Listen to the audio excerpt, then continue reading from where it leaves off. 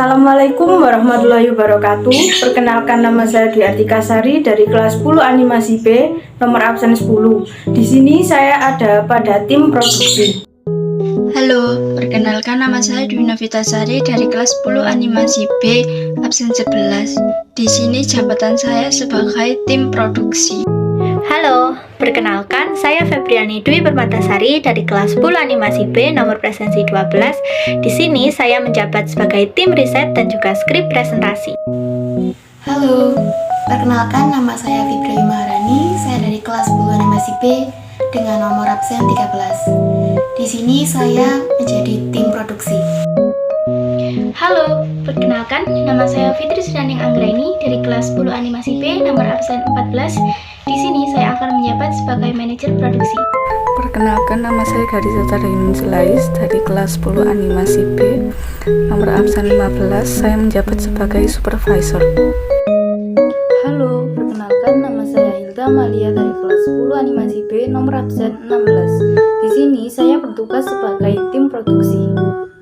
Perkenalkan, nama saya Iyana Deandri Diwa Pratama dari kelas 10 animasi B nomor absen 17. Saya ada pada tim post produksi. Hai, perkenalkan nama saya Jasmine Sukma Islami dari kelas 10 Ani B nomor absen 18. Di sini saya menjabat sebagai editor dan rendering. Saya akan menjelaskan tentang apa itu pipeline animasi dan mengapa pipeline testing. Pipeline animasi adalah alur kerja produksi pembuatan film animasi melalui beberapa proses.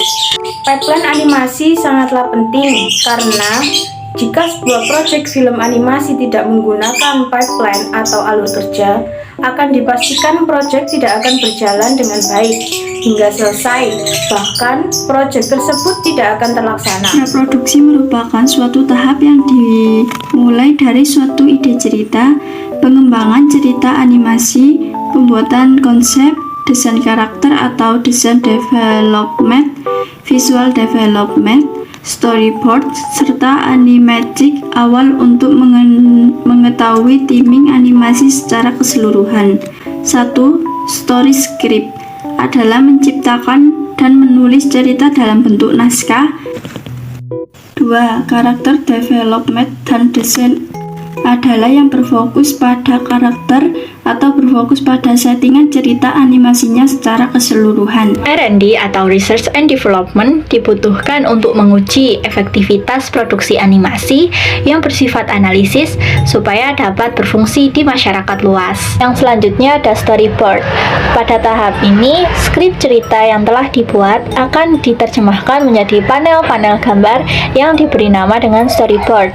Panel-panel gambar ini akan memperjelas adegan-adegan yang ada di dalam skrip cerita, terutama dari segi kamera angle yang akan dipakai dalam adegan-adegan di film animasi tersebut. Selanjutnya ada tahap animatic. Tahap animatic merupakan tahap di mana panel-panel yang ada di storyboard mulai ditentukan untuk timing serta cepat lambatnya suatu adegan dalam storyboard tersebut. Tahap produksi adalah tahap inti yang sangat mempengaruhi visual dan juga kualitas gambar pada proses pembuatan animasi. Nah, pada tahap ini terdapat proses layout dan juga karakter modeling. Pada layout terkandung informasi visual yang berupa sketsa atau gambaran yang lebih detail untuk scene pada setiap animasi yang dibuat. Lalu pada karakter modeling adalah proses representasi ide atau gagasan untuk karakter berupa visual yang nantinya akan menjadi sketsa untuk model karakter pada animasi. Di sini saya akan menjelaskan rangkuman bagian pembahasan produksi mengenai penjelasan singkat, diantaranya yaitu texturing. Di tahap ini dilakukan pemberian karakteristik permukaan pada objek, karena pada dasarnya setiap desain harus memiliki warna, kilauan, dan tekstur. Rigging adalah tahap untuk menambahkan tulang pada karakter. Pada animasi berbasis komputer, teknik ini merupakan bagian penting dari proses pembuatan animasi. Animation, animator akan menggerakkan baik itu background karakter dan objek lainnya. Untuk tahap ini, semua pergerakan yang akan dilakukan bergantung kepada storyboard yang telah dibuat pada tahap pre-production. FVX. Penambahan FVX atau visual effects dibutuhkan untuk menghiasi animasi yang mengandung unsur elemen seperti api, air, asap, cahaya, dan masih banyak lagi. Lighting atau pencahayaan. Pencahayaan dapat menghidupkan gambar yang flat atau datar dan kuat dalam menggambar situasi agar lebih terasa oleh penonton. Rendering. Ini adalah proses yang mengakhiri setiap produksi. Rendering berguna untuk mengubah atau menerbitkan proyek animasi pada software untuk mendapatkan hasil video dalam format file tertentu.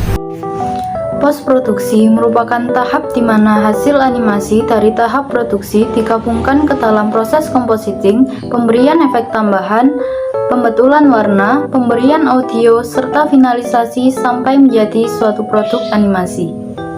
Di production, yang pertama adalah brainstorming, yaitu mengumpulkan ide-ide baru sebanyak mungkin dengan cepat. Setelah ide terkumpulkan, scriptwriting akan menuliskan naskah cerita. Konsep art akan membuat rancangan desain karakter, background, dan properti. Kemudian, animation test akan menangkap gambar pensil kasar untuk memeriksa cara kerja animasi apakah sudah sesuai dengan keinginan. Thumbnail drawing, yaitu sketsa awal yang dilakukan dalam bingkai yang digariskan sebagai gambaran singkat dari sebuah ide gambar. Storyboard akan merubah naskah cerita menjadi sebuah gambaran visual yang urut.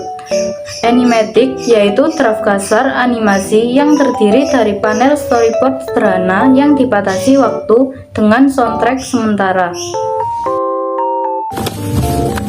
Tahap produksi. Yang pertama, background. Tahap yang dilakukan setelah coloring script.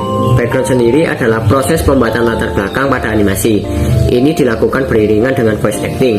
Background sendiri dilakukan oleh atau dikerjakan oleh seorang background artistik. Yang berikutnya, voice acting. Acting suara atau disebut juga dengan rekaman suara. Para aktor akan membaca baris dari naskah dan merekam dialog mereka. Suara-suara ini nantinya akan digunakan untuk animasi dan komposisi produksi akhir. Yang selanjutnya adalah melakukan animasi. Ini dilakukan setelah pembuatan background dan voice acting. Pada tahap pembuatan animasi, sebuah pergerakan bergantung kepada storyboard.